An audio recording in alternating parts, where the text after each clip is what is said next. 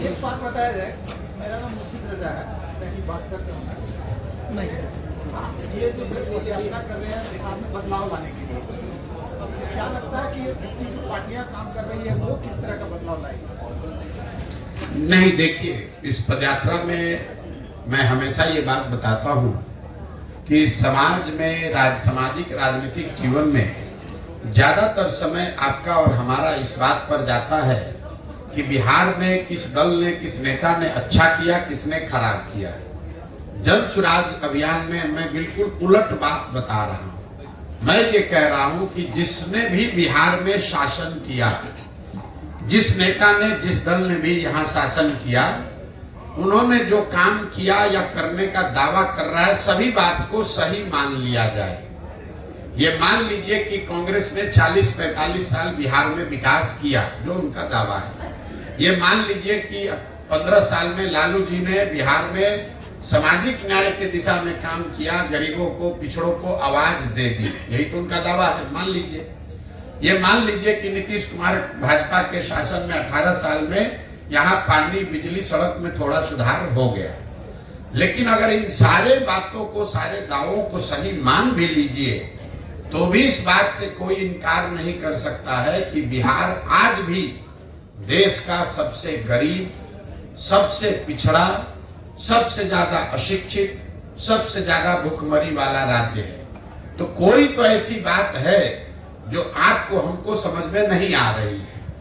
हम 1965 में भी 28वें नंबर पर थे, 1990 में भी 28वें पर थे और 2023 में भी 28वें नंबर पर ही है। जब देश आजाद हुआ तो बिहार देश के 5-6 सबसे अच्छे राज्यों में था। तमिलनाडु और बिहार बराबर के राज्य थे। आज बिहार 28वें नंबर पर है। तमिलनाडु बिहार से 6 गुना बड़ा राज्य बन गया। आज आपके बच्चे जाकर तमिलनाडु में नौकरी मजदूरी कर रहे हैं। कुछ तो ऐसी बात है, क्योंकि तमिलनाडु में भी वही देश का कानून, संविधान है जो बिहार में है। वहां पर भी ये नहीं कोई दावा कर सकता है कि तमिलनाडु में सब नेता हरिश्चंद्र है, वहां भ्रष्टाचार नहीं है। कोई ये दावा नहीं कर सकता है कि केरल में, महाराष्ट्र में, कर्नाटक में जाति नहीं है। इन सब के बावजूद वहां तरक्की हुई है, कम हो या ज्यादा, तरक्की हुई है। बिहार एक ऐसा राज्य है जो पीछे चलता जा रहा है। तो कहीं ना कहीं आपको, हमको बिहार के शहरी होने के नाते ये सोचने और समझने की जरूरत है कि ऐसी क्या बात है जो कि बिहार में हम लोग आगे जाने के बजाय पीछे जा रहे हैं। और मेरी जो अपनी समझ है, जो मैंने आपको बताया, इसकी वजह दलों और नेताओं में नहीं है, समाज में है। जब आपको, हमको अपने बच्चों की चिंता नहीं है तो कोई दल और नेता आपकी और हमारी चिंता क्यों करेगा? आप मोदी जी को देखिए। मोदी जी देश के प्रधानमंत्री हैं। वो गुजरात के भी प्रधानमंत्री हैं, बंगाल के भी प्रधानमंत्री हैं और बिहार के भी प्रधानमंत्री हैं। जब मोदी जी कल परसों बंगाल गए, वहां पर उन्होंने मेट्रो का उद्घाटन किया। अभी 2 दिन के बाद वो गुजरात जाएंगे, वहां सेमीकंडक्टर के फैक्ट्री का उद्घाटन करेंगे। कल मोदी जी बिहार आए थे, उन्होंने यहाँ जूट मिल, चीनी मिल की बात नहीं की। यहाँ पर वो क्या बात कर रहे हैं? लालू का डर दिखा रहे हैं कि हमको वोट नहीं दोगे, भाजपा को वोट नहीं दोगे, जंगल राज आ जाएगा। ये पूरे बिहार को हम 5 किलो अनाज खिला रहे हैं गरीबों को, इसलिए वोट दो। हमने मंदिर बना दिया, इसलिए वोट दो। मोदी जी वही हैं, लेकिन अलग अलग राज्य में अलग अलग तरीका लोग अपनाते हैं। क्यों? क्योंकि उनको भी मालूम है कि बिहार में लोग पढ़ाई और रोजगार नहीं मांग रहे हैं। बिहार में लोग 5 किलो अनाज मांग रहे हैं, हिंदू मुसलमान मांग रहे हैं, जाति मांग रहे हैं। तो आपको जातिगत जनगणना मिला। जो चीज आप लोकतंत्र में मांगेंगे वही तो मिलेगा। हम लोग इस पर चिंता करते हैं कि वोट किसको दिया जाए। मेरी अपनी 20 वर्ष की समझ है कि किसको आप वोट देते हैं ये जरूरी नहीं है। ज्यादा महत्वपूर्ण है कि आप वोट किस बात के लिए देते हैं। एक और आपको आंकड़ा दे रहा हूं, जितने दक्षिण के राज्य हैं जो आज देश में आगे हैं, केरल, तमिलनाडु, कर्नाटक, आंध्र प्रदेश, तेलंगाना, कोई भी ऐसा राज्य नहीं है जहां एक व्यक्ति 10 वर्ष से ज्यादा मुख्यमंत्री लगातार रहा। लेकिन बिहार में आप देख लीजिए 32 बरस से लालू नीतीश, इसके आगे हम लोग देखने को तैयार ही नहीं है। ये इसलिए है कि जाति धर्म के नाम पर बंधुआ मजदूरी हो गई, एक आदमी बन गया, अब वो और उसके बच्चे ही यहाँ पर आगे चलाते रहेंगे। तो नई हवा, नई सोच, नया प्रयास हो नहीं रहा है। इसलिए नहीं हो रहा है कि समाज उसके लिए वोट नहीं कर रहा है।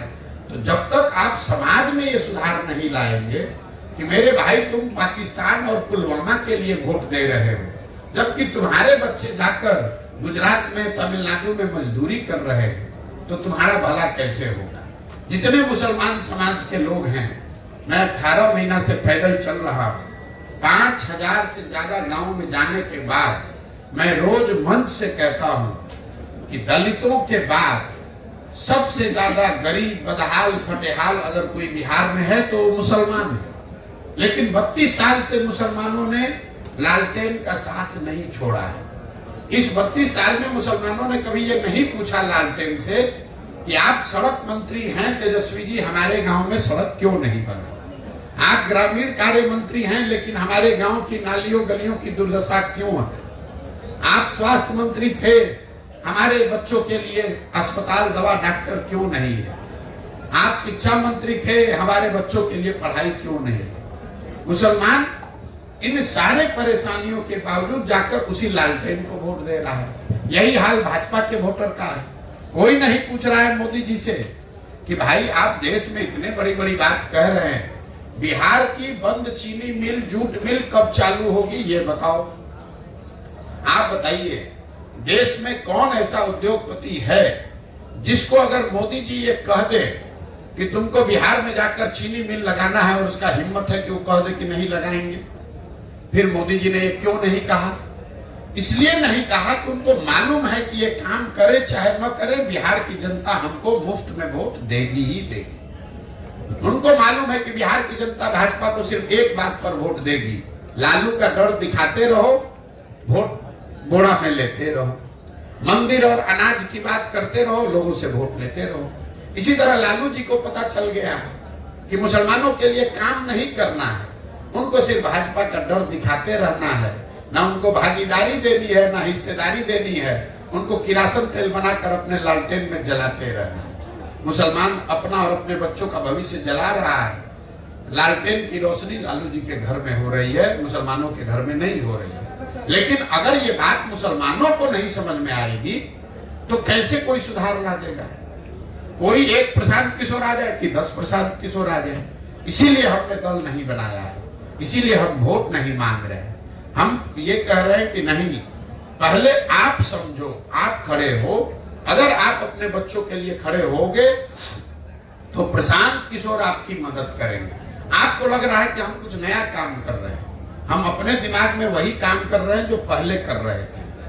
पहले मैं दलों को, नेताओं को सलाह देता था, उनको ये बताता था कि किस तरीके से संगठित होइए, किस तरह से अपने दल का गठन कीजिए, किस तरीके से चुनाव का प्रचार कीजिए, किन मुद्दों की बात कीजिए, कैसे भाषण दीजिए ताकि आप जीत कर आइए। काम अभी भी मैं वही कर रहा हूं। अब दलों और नेताओं को छोड़ दिया, बिहार के गांव गांव जाकर लड़कों को, बच्चों को बता रहा हूं कि मेरे भाई तुम्हें नया दल चाहिए, ये 4-5 दलों ने तुमको और तुम्हारे बच्चों को ठगा है, तो तुम साथ में आओ। पैसे की, व्यवस्था की, जाति की, चुनाव की चिंता प्रशांत किशोर पर, जनसुराज पर छोड़ दो, तुम साथ में आओ, एक नया दल, नया विकल्प बनाओ ताकि तुम्हारे और तुम्हारे बच्चों का आने वाला भविष्य बेहतर बने। विकल्प के अभाव में किसी की बंधुआ मजदूरी आपको न करनी पड़े, यही वो प्रयास है। अभी तो सर आप जैसे बताया कि विकल्प चुनना होगा पार्टियों के बाद, तो क्या आप अपनी पार्टी बना रहे हैं? अब देखिए, यही बात है कि आप लोग सवाल करने आते हैं, जो मैं बोल रहा हूं उसको आपने सुना नहीं। मैंने बोला 3 उद्देश्य में एक उद्देश्य है ही कि दल बनाना है, लेकिन दल किसको बनाना है? बिहार में दल कैसे बनता है? हमने दल बनाया तो हम बन गए दल के नेता, और हमने ये घोषणा कर दी कि हमारे बाद होंगे हमारे बेटा, और बिहार की जनता पूरे जीवन भर झोला लेकर, झंडा लेकर घूमते रहो। मैं ये कह रहा हूं कि अगर दल बनाना है तो जिन लोगों को दल बनाना है उनको एकत्र किया जाए, सब लोग मिलकर दल बनाएं। प्रशांत किशोर क्यों बनाएंगे? प्रशांत किशोर एक व्यक्ति है, ऐसे तो लाखों लोग बिहार में हैं जो नया दल बनाना चाहते हैं। वो लोग सब साथ में आए और दल बनाए, तब सफलता मिलेगी, तब बिहार में सही मायनों में परिवर्तन होगा। जी सर, एक सवाल होगा आपसे। आईपेक कंपनी के साथ आपने 10 साल काम किया, जैसा मुझे पता चला, और आपने उसे पॉलिटिक एनालिसिस हम लोग कहते हैं, उसके लिए आपने काम किया है। तो कहीं ये पद यात्रा जो आप कर रहे हैं, तो क्या किसी राजनीतिक दल के लिए तो नहीं कर रहे हैं? क्या उनके साथ आपका गठबंधन तो नहीं हो जाएगा, या उसमें आप विलय तो नहीं हो जाएंगे? आप अभी नए लड़के हैं, ज्यादा दिन पत्रकारिता का अनुभव आपको नहीं है। पहले बात तो आईपैक कोई कंपनी हमारी है नहीं। आईपैक एक व्यवस्था इस देश में चुनाव प्रबंधन का हमने खड़ा किया 10 बरस में, जिसमें हजारों वो बच्चे जो राजनीति में दलों को ज्वाइन किए बगैर राजनीति में अपनी भूमिका चुनाव में दे सकते हैं, उनके लिए वो प्लेटफॉर्म था। उस काम को 2021 को 2 मई 2021 को सार्वजनिक तौर पर देश के मीडिया के सामने हमने कहा कि अब इस काम को हम छोड़ रहे हैं, और छोड़ने के बाद 2 बरस से बिहार में गांव-गांव में घूम रहे हैं। आपको अभी आप छोटा मोटा कुछ पत्रकारिता करते होंगे, हम आपको 2-4 लाख रुपया देते हैं, जितना पैसा कहोगे उतना देंगे। 10 दिन खाली पैदल चल के दिखा दो, कह रहे हो कि दूसरे पार्टी के लिए कर रहे हैं। 10 दिन 20-20 किलोमीटर चल के खाली तुम दिखा दो। अब पैसा जो कहोगे कैमरे पर कह रहे हैं, जितना पैसा कहोगे उतना देंगे मजदूरी तुमको। हम कह रहे हैं पैसे की बात नहीं, हम आपके साथ चलने को तैयार हैं। आप हमारे साथ मत चलिए। आप ऐसे जो लोग ये कह रहे हैं कि दूसरे दल के लिए काम कर रहे हैं, तो जो दल हमको हायर किया है काम करने के लिए, हमको इंगेज किया है, आपको लगता है कि इतना पैसा कोई दे सकता है कि हम अपना जीवन खपा देंगे पैदल चलने में? यही आपकी समझ है? मतलब हमारी यहाँ देश में किसी के पास इतना पैसा है कि हमको अपना जीवन खपाने के लिए, कभी आपने सुना है कि कोई 2 बरस अपना घर परिवार छोड़कर टेंट में धूल फाक रहे हैं और आप कह रहे हैं कि कोई दल का काम कर रहे हैं?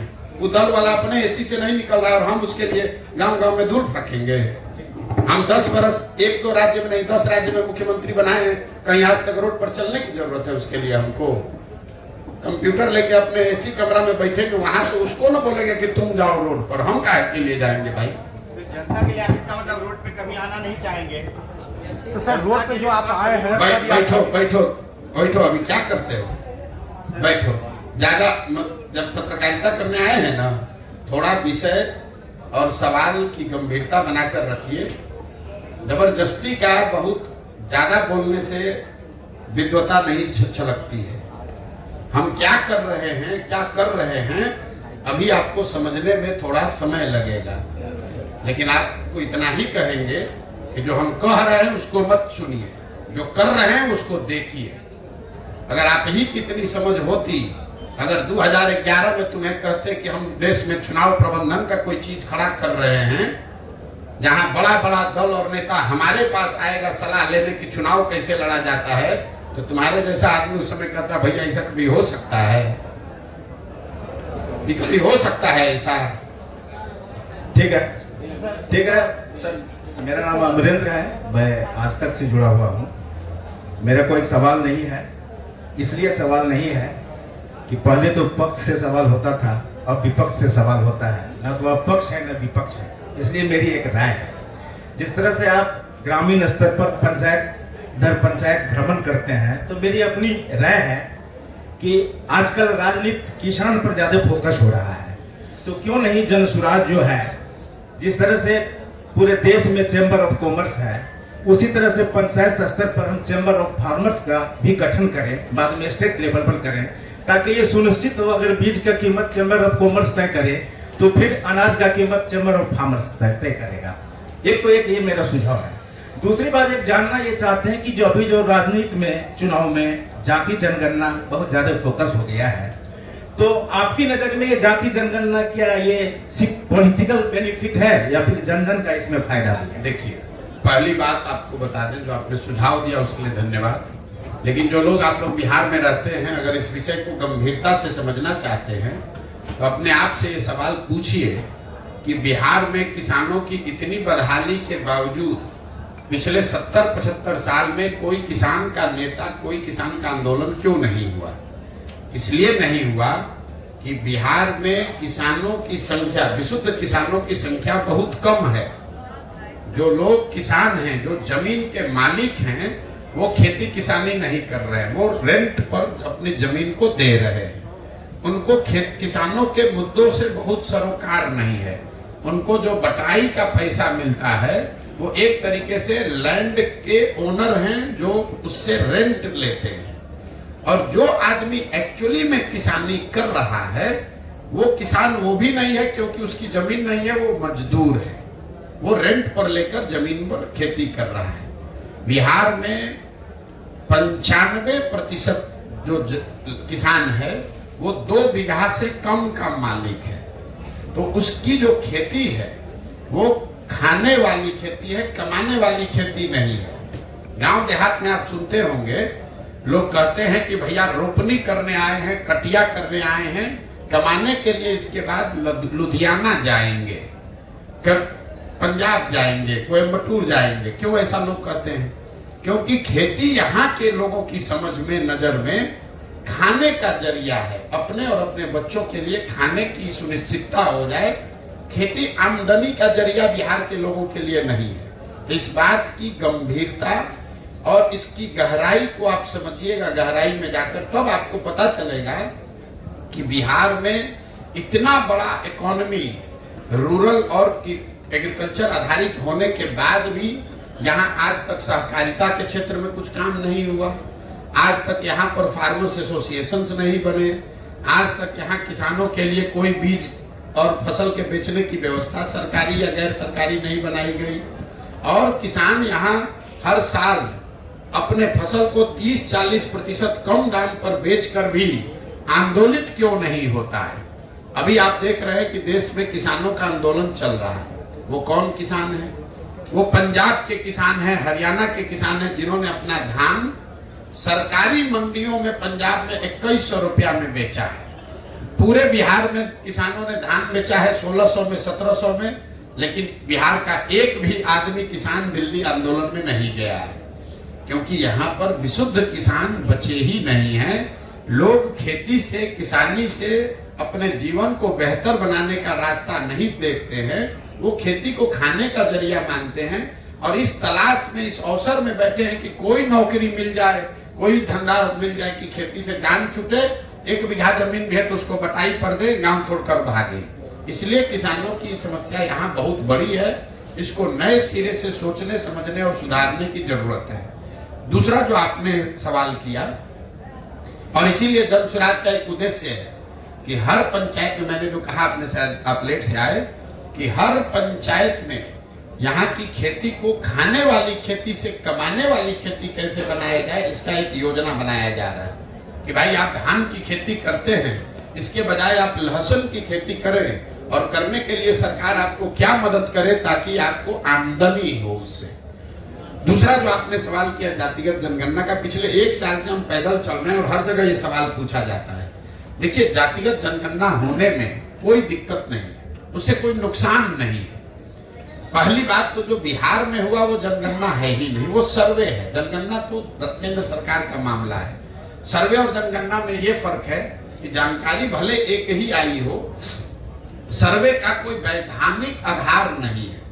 मान लीजिए कि बिहार के आर्थिक सर्वे, बिहार के जातीय सर्वे में दलितों की संख्या 18% आई और जनगणना में 17.5 या 16 आ गई, तो आधिकारिक तौर पर संख्या वही मानी जाएगी जो जनगणना में है। दूसरी बात, जनगणना लोगों ने क्यों कराया, इसका क्या फायदा, नफा, नुकसान है?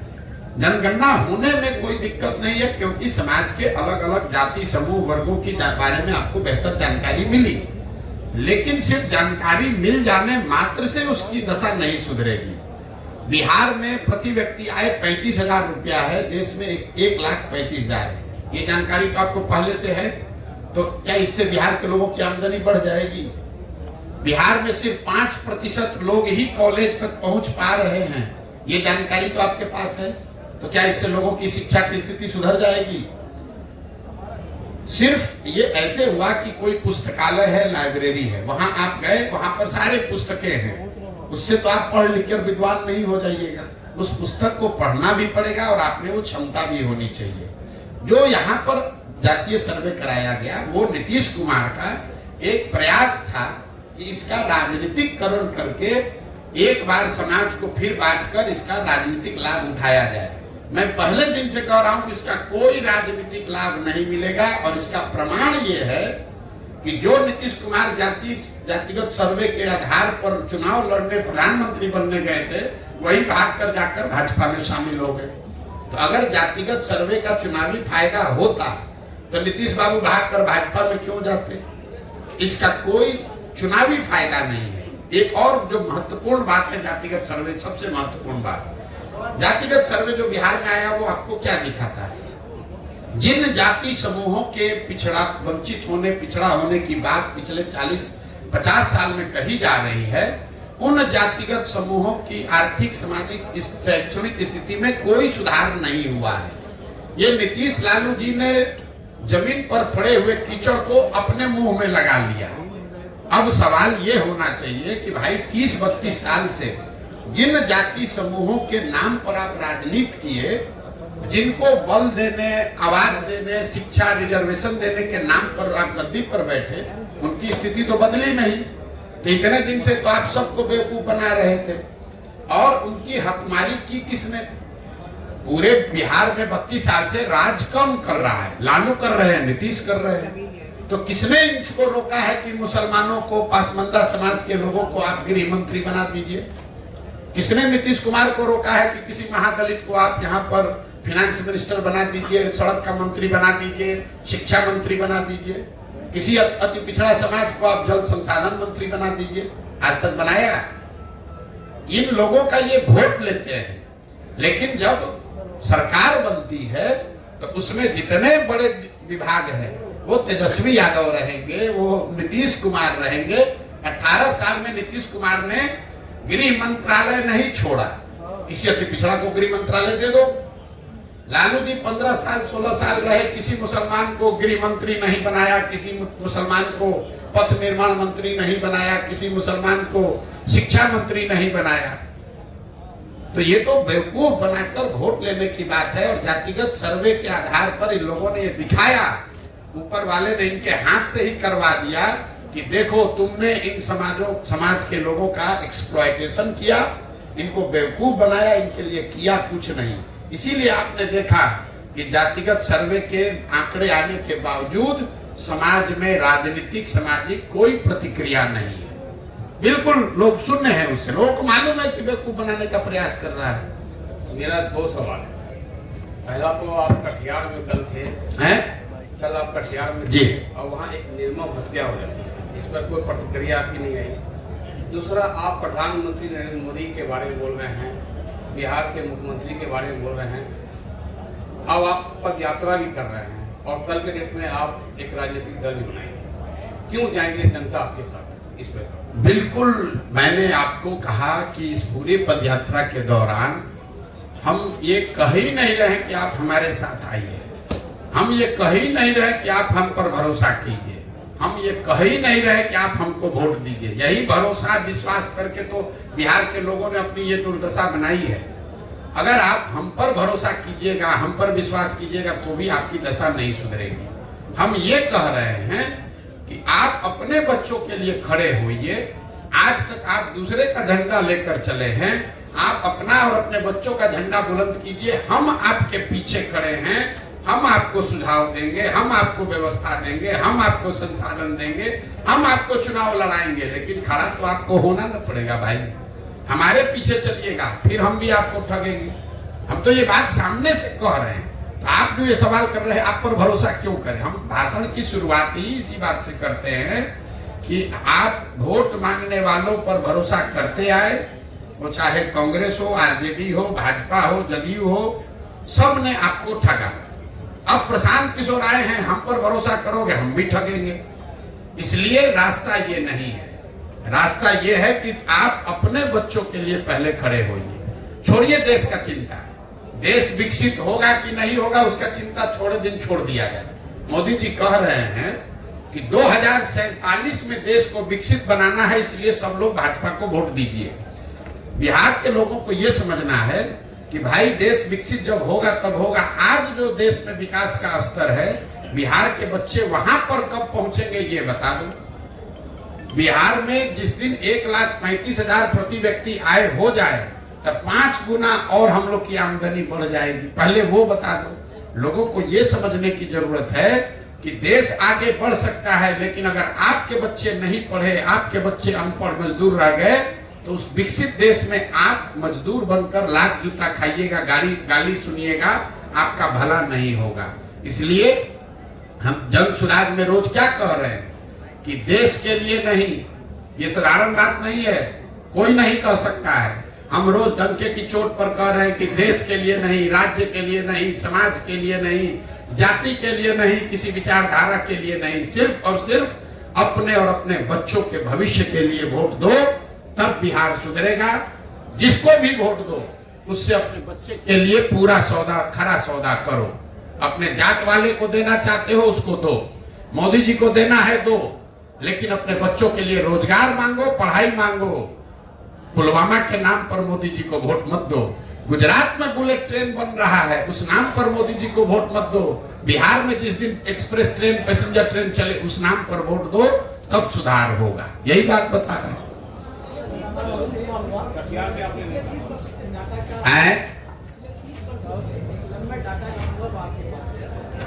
किसका अनुभव है? डेटा का। अच्छा,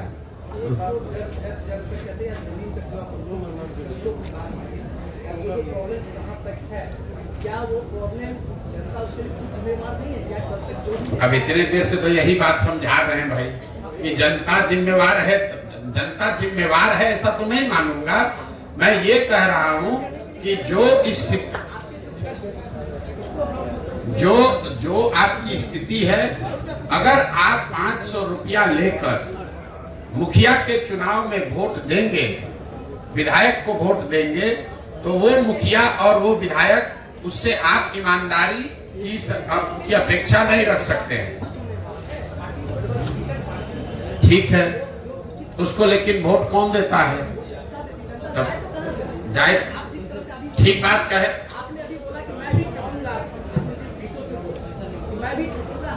सवाल क्या है भैया, वो पूछ लो। भाषण मत दीजिए, सवाल पूछो। सवाल पूछो, डेटा कुछ नहीं बोले अभी तक। अभी तक इतना देर में कोई आपका डेटा सुना नहीं।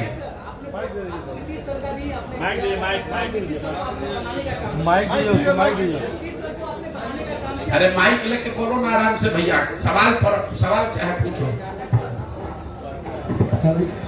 डेटा का जो अनुभव आपके पास है हर चीज का, कहाँ जनता के पास क्या प्रॉब्लम है, कौन क्या चाह रहा है, कौन क्या कर रहा है, ये बहुत बड़ा एनालिसिस है। और जो एनालिसिस पे ही हम कुछ कर सकते हैं।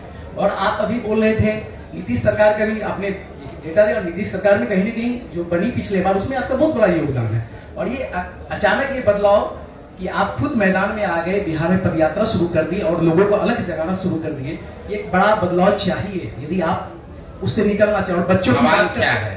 मैं चाह रहा हूँ ये जो चेंज की बातें आप कह रहे हैं, बता रहे हैं निकट भविष्य में जो चुनाव होने वाला है उसकी एक बड़ी तैयारी हर कोई कर रहा है। उसका एक पार्ट आप भी हो सकते हैं, या हर मोदी जी भी, हर कोई एक पार्ट है। बट सवाल क्या है?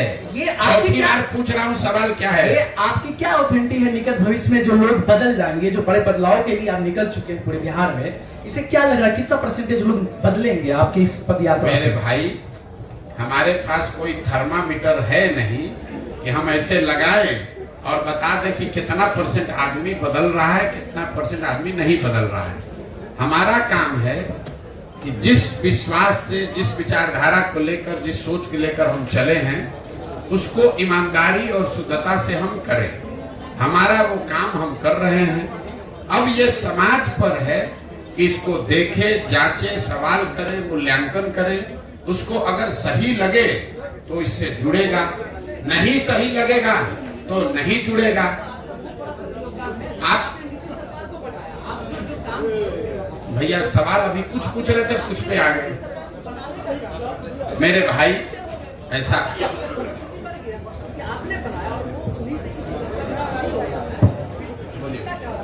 मेरा सवाल हम सवाल डॉज किसी का नहीं करते हैं, लेकिन आप सवाल पूछिएगा तभी तो जवाब देंगे। आप भाषण देना चाहते हैं तो भाषण दे दीजिए। मेरा सवाल बिहार के व्यवस्था और शिक्षा से रिलेटेड होगी। वैसे कुछ जानते हैं कि आप एक रणनीति सवाल को बनाया है, तो सर अभी बिहार के पद यात्रा से पहले जबकि आपने कई सरकारों को हेल्प किया, रणनीति बनाई, तो उसमें आप इन सब चीजों को क्या उन्हें नहीं बताते थे या आने का मकसद क्या था? देखिए, अब इन्होंने कहा, इनका सवाल है कि आप क्या पहले की सरकारों को ये इस तरह के मुद्दे नहीं बताए हैं जिनको कि आप मदद करते थे। और एक सवाल है 2015, एक सवाल एक ही आदमी पूछो भाई। अरे रुक जाओ सवाल। आपने पीछे से भाई साहब पूरा एजिटेटेड होकर है कि आपने नीतीश को बनाया, तो 2015 में नीतीश कुमार की जिनकी मदद मैंने की, तो 7 निश्चय का एक प्रोग्राम भी बनवाया। तो जो आपका सवाल है कि पहले नहीं बताए थे, पहले बताए थे। 7 निश्चय नीतीश कुमार की सोच नहीं है, प्रशांत किशोर की भी सोच नहीं है। 40,000 गांवों में घूमकर देखकर जो लोगों की समस्या समझ में आई, उसके आधार पर 7 निश्चय का गठन किया गया। ये तय किया गया कि ये 7 मुद्दे जनता चाहती है कि ये किया जाए। उस काम को कराने के लिए बिहार विकास मिशन की स्थापना भी करवाई, लेकिन जिसको आपने चुनकर वो जिम्मेवारी दी, अगर 7 निश्चय वो लागू नहीं किया, तो मेरा नागरिक होने के नाते ये फर्ज नहीं है कि हम सवाल उठाएं। अगर बिहार के हर 18 से 35 साल के बच्चे को बेरोजगारी भत्ता के तौर पर 1,000 रुपया मिलता, तो क्या ये बेहतर नहीं होता? वही बात तो आज उठा रहे हैं। अगर बिहार के हर नाली गली का पक्कीकरण हो जाता है, तो बिहार की स्थिति नहीं सुधरती, वही बात बता रहे हैं। अगर बिहार के हर गांव घर में नल से पानी पहुंच जाता है, तो बिहार के लोगों की दशा नहीं सुधरती, वही बात बता रहे हैं। तो नई बात क्या बता रहे हैं? ये काम पहले नीतीश कुमार को बताया कि भैया आप इसको कीजिए, आपको जिताने में मदद करते हैं, उन्होंने नहीं किया। तो अब हम जनता को बता रहे हैं कि भैया ये तो नहीं किए, हम लोग साथ में, आप लोग आइए, सब लोग मिलके दल बनाइए, हम जिताते हैं आपको, फिर तब हम लोग अपना काम करेंगे।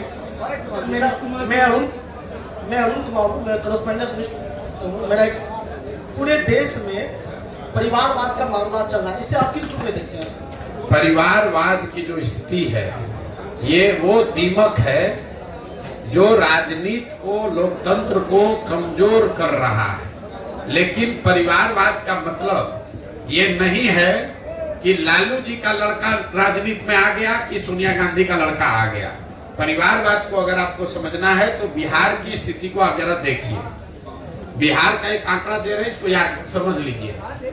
बिहार में पिछले 30 वर्ष में जितने लोग सांसद विधायक बने हैं, चाहे वो किसी भी दल के हैं, किसी भी दल का सांसद विधायक है 30 वर्ष में, सबका सूची बनाइएगा तो आपको पता चलेगा कि बिहार में सिर्फ 1250 परिवार के लोग ही विधायक और सांसद बने हैं। बिहार में की आबादी है 13 करोड़, यहाँ रहते हैं 3.5 करोड़ परिवार, लेकिन सिर्फ और सिर्फ 1250 परिवार के लोग ही विधायक सांसद बने हैं। इसका मैं आपको एक उदाहरण दूंगा, आपको समझ में आएगा। आपको हमको लग रहा है मोदी जी आकर बोले कि लालू जी परिवारवाद कर रहे हैं, लालू जी कहेंगे ना ना तुम्हारे पार्टी में भी परिवार, भाजपा में भी परिवारवाद वाले लोग हैं, हम दोनों को हटा रहे हैं किनारे। आप एक उदाहरण देखिए बिहार के नजरिए से। भाजपा में अभी प्रदेश अध्यक्ष है सम्राट चौधरी जी, उप मुख्यमंत्री इस राज्य के। सम्राट चौधरी जी कौन है? इनके पिताजी का नाम है शकुनी चौधरी। जब इस राज्य में कांग्रेस का शासन था आज से 35 साल पहले, तो शकुनी चौधरी जी कांग्रेस की उस सरकार में विधायक और मंत्री थे। फिर जनता ने कांग्रेस को हटाया, लालू जी की सरकार बनाई, तो लालू जी के भी सरकार में शकुनी चौधरी विधायक और मंत्री बने। फिर जनता ने लालू जी को हटाया, नीतीश जी की सरकार बनाई, नीतीश जी के भी सरकार में शकुनी चौधरी विधायक और मंत्री बने। फिर जनता ने नीतीश कुमार को हटाया, मांझी जी मुख्यमंत्री बने, उसमें भी शकुनी चौधरी विधायक और मंत्री थे। आज जब देश में भाजपा दिख रही है, तो भाजपा को भी कोई दूसरा कुशवाहा लड़का नहीं मिला, उनको भी शकुनी चौधरी का लड़का ही मिला है। ये आपको क्या दिखाता है? ये आपको हमको लगता है कि हम कांग्रेस को हटाए, लालू को लाए, लालू को हटाए, नीतीश को लाए। एक ही परिवार का आदमी है, सरकार चाहे किसी की हो। और मैं आपको सिर्फ एक उदाहरण दे रहा हूं। आप किसी भी बिहार के विधानसभा क्षेत्र को उठा लीजिए, किसी विधानसभा और लोकसभा क्षेत्र में पिछले 30 वर्ष में 4-5 से ज्यादा परिवार के लोग न चुनाव लड़े हैं, न जीते हैं, न हारे हैं। तो जब तक इस व्यवस्था को नहीं बदला जाएगा कि विधायक का लड़का विधायक बने, मंत्री का लड़का मंत्री बने, तब तक सुधार नहीं होगा। आप इसको समझिए, अगर सुनील गावस्कर का लड़का ही क्रिकेट खाली खेलता तो हमने अपने सचिन तेंदुलकर को कहां देखा होता। अगर सचिन तेंदुलकर का लड़का ही टीम में रहेगा तो विराट कोहली कहां से आएंगे। अगर विराट कोहली ही खाली रहेंगे, उनका लड़का रहेगा, तो सूर्य कुमार यादव कहां से आएंगे। ये लोकतंत्र इसलिए बना हुआ है कि जिसमें भी क्षमता है वो आगे आए, समाज का नेतृत्व करे। बिहार में राजनीतिक बंधुआ मजदूरी ने लोकतंत्र को ही करीब करीब खत्म कर दिया है। 1000-1200 परिवार के लोगों ने जाति धर्म के नाम पर, पैसे और बाहुबल के नाम पर पूरी व्यवस्था को हाईजैक कर लिया है। किसी की सरकार बने, वही आदमी विधायक मंत्री बन जाता है। फिर आप और हम कह रहे हैं कि बिहार में परिवर्तन नहीं हो रहा है। अब शकुनी चौधरी अगर 30 वर्ष में कांग्रेस के राज में, लालू जी के राज में, नीतीश के राज में सुधार नहीं कर पाए, तो अभी भाजपा के साथ जुड़कर कैसे सुधार कर देंगे। ये बात समझने की जरूरत है। इसलिए जन सुराज में नीचे से वैसे लोगों को खड़ा किया जा रहा है जिनके बाबूजी विधायक नहीं है तो कोई बात नहीं है, आपके पास पैसा नहीं है तो कोई बात नहीं है, आपके पास अगर समाज की समझ है, आप में जज्बा है, नियत है, बिहार को सुधारने की मंशा है, तो आप जन सुराज से जुड़िए। बाकी चिंता जन सुराज आपके बिहार में करेगा। बहुत बहुत धन्यवाद भैया, खत्म कीजिए, मेरे दिन बचल करें। लास्ट क्वेश्चन सर, मेरा नाम फैसल कलीम है, मैं सीमांचल डायरी से हूँ। मेरा स्पेसिफिक सवाल है सीमांचल को लेकर, क्योंकि आपने बार बार अपने भाषणों में ये जिक्र किया है पलायन बिहार की एक बड़ी समस्या है, तो सीमांचल की भी एक बड़ी समस्या है। जब हमने इसको डिग किया तो इसमें सबसे बड़ा कारण हमें फ्लड नजर आता है। तो आपके पास कोई ऐसा रोड मैप है? देखिए, ऐसा है, फ्लड सिर्फ सीमांचल की समस्या नहीं है, कोसी में भी फ्लड की इतनी ही समस्या है। नेपाल से लगता हुआ पूरा जो एरिया है, सीतामढ़ी, शिवहर, वहां पर भी फ्लड की समस्या है। बिहार में 50% जो यहाँ के प्रखंड है वहां फ्लड की संभावना है, या वहां उसका फ्लड का डर है।